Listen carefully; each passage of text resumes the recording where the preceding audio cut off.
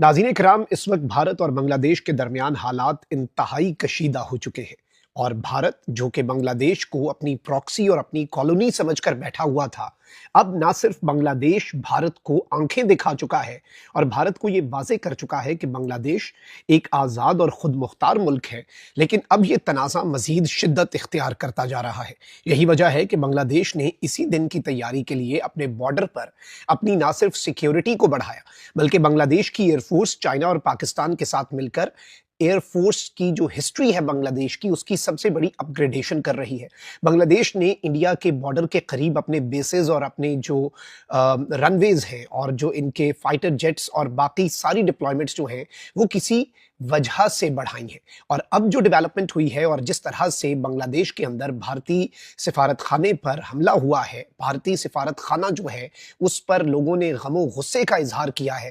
मैं सारी डिटेल्स कब क्या हुआ, एक एक डिटेल जो है वो आपके सामने रखता हूं, लेकिन उससे पहले आपको मालूम है कि हमारे चैनल को लगातार भारतीय और अफगानी अकाउंट्स की तरफ से रिपोर्ट किया जाता है। यह असर जाहिर करना आपके हाथ में है। इस वीडियो को लाइक करें, एक के बजाय ज्यादा से ज्यादा कॉमेंट्स करें और चैनल को सब्सक्राइब करना मत भूलें। नाज़रीन करम, बांग्लादेश और भारत के दरमियान पिछले एक सवा साल से जो तनाज़ात चल रहे हैं, जो एक टेंशन चल रही है, वो सबके सामने है।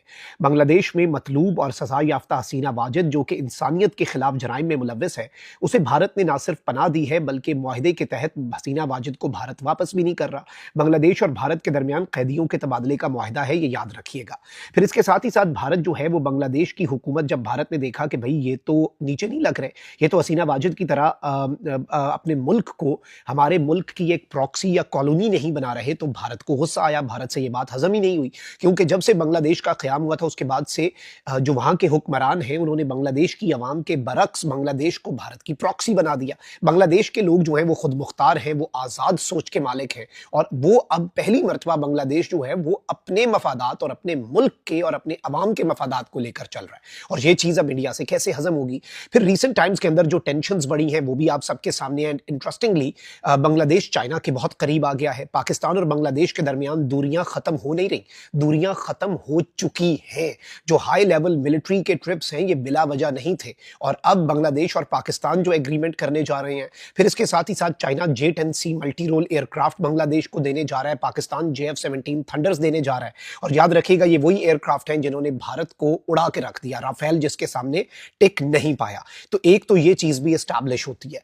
अब नाज़रीन किराम, बांग्लादेश जो है वो मुकम्मल तौर पे तैयार है। बांग्लादेश ने कह दिया इनफ इज इनफ। भारत की जो बुलिंग है, भारत की जो अजारादारी है, भारत की जो इस खित्ते के अंदर एक बदमाशी वाली सोच है, उसे ये चलने नहीं देंगे। ये इन्होंने एक फैसला कर लिया हुआ है। और